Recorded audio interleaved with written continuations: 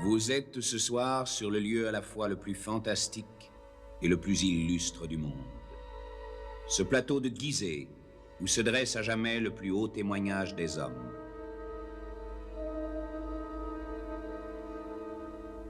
Pas un voyageur débouchant sur cette esplanade, impérator, négociant ou poète, qui n'ait eu le cœur étreint.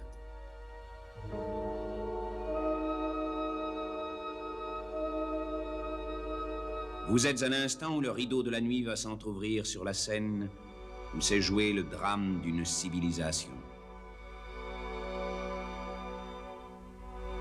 Les personnages sont en place depuis l'aube de l'histoire, entêtés contre le sable et le vent. Et la voie du désert a traversé les siècles.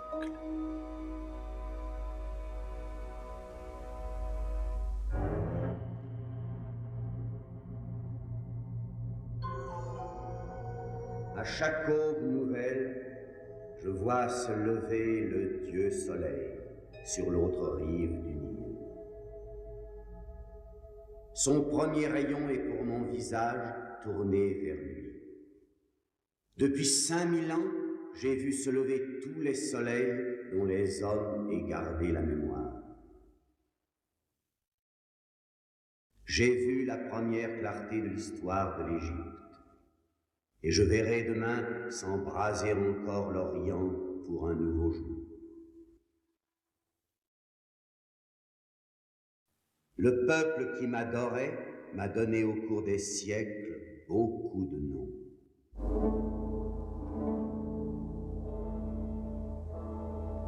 Oh Harmakis, tu es la sauvegarde de ma vie. Ouroun, protège-moi. Dieu grand, puissé-je te voir tous les jours.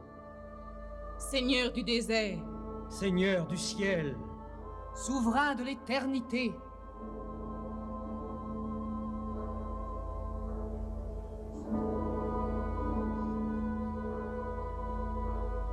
Mais le nom qui me reste est celui que m'a décerné un voyageur grec, Hérodote, père de l'histoire. Il m'a appelé Sphinx, comme si j'étais de son pays. Et c'est ce nom qui m'est resté. Je veille au bord du Nil, sur le glorieux plateau de Gizeh, dont tous les monuments, du plus modeste au plus vertigineux, sont des tombeaux.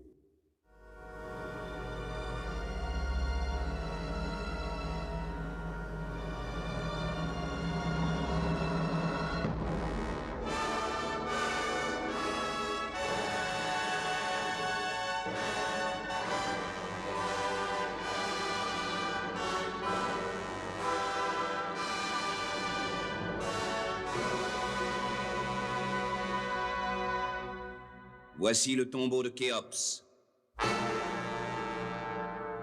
pharaon de la 4e dynastie, il y a plus de 4500 ans. Voici la grande pyramide qu'il fit construire pour y soutenir un siège millénaire contre la mort. D'emblée, il atteignit avec 146 mètres de haut le point culminant de l'ambition humaine. La pyramide de Khéops occupe à la base un terrain qui pourrait contenir à la fois les cathédrales de Florence, de Milan, de Saint-Pierre de Rome, l'abbaye de Westminster et la cathédrale Saint-Paul de Londres. Pour cette fantastique construction, la foi des ouvriers de Khéops a entassé 3 millions de blocs de pierre, dont certains pèsent 30 tonnes. Au centre, le pharaon avait aménagé la chambre secrète où sa momie, installée dans un mobilier d'apparat, devait défier les siècles. Au pied de cette pyramide, on avait creusé dans le roc un temple où furent déposées les barques de Khéops, les barques de la nuit. Pharaon défunt sur ces grandes barques de bois pouvait poursuivre son obscur voyage vers l'éternité. Le destin a voulu qu'on ne retrouve de lui qu'une petite statue en ivoire qui raconte son beau visage grave, au nez aquilin, au menton volontaire, et les hiéroglyphes du nom qu'il avait donné à sa pyramide. Khéops appartient à l'horizon. La pyramide de Képhren. Elle a sa devise aussi. Képhren est grand. Par souci de mesure, Képhren se voulut cependant un peu moins grand que Khéops, dont il était le fils, comme il sied que l'on s'incline légèrement devant son père. Avec une base de 215 mètres de côté et un angle de 52 degrés, il atteignit la hauteur de 143 mètres 50.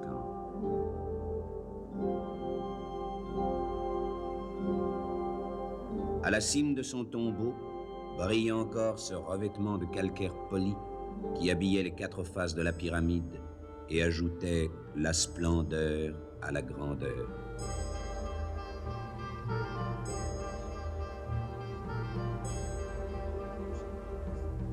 Le visage de Képhren est venu jusqu'à nous, sculpté dans une diorite verte, diagonale blanche, ramené de ses expéditions à la conquête de la pierre. Et, plus près de nous, ce soir, il est là sous les traits du sphinx taillé dans un rocher, auprès de sa tombe.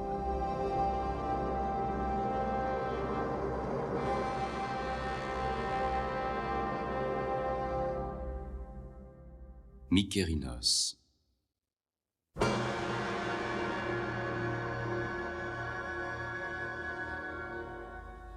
Sur le fantastique chantier funéraire de Gizeh, un 3e tombeau géant devait parachever ici la merveille du monde.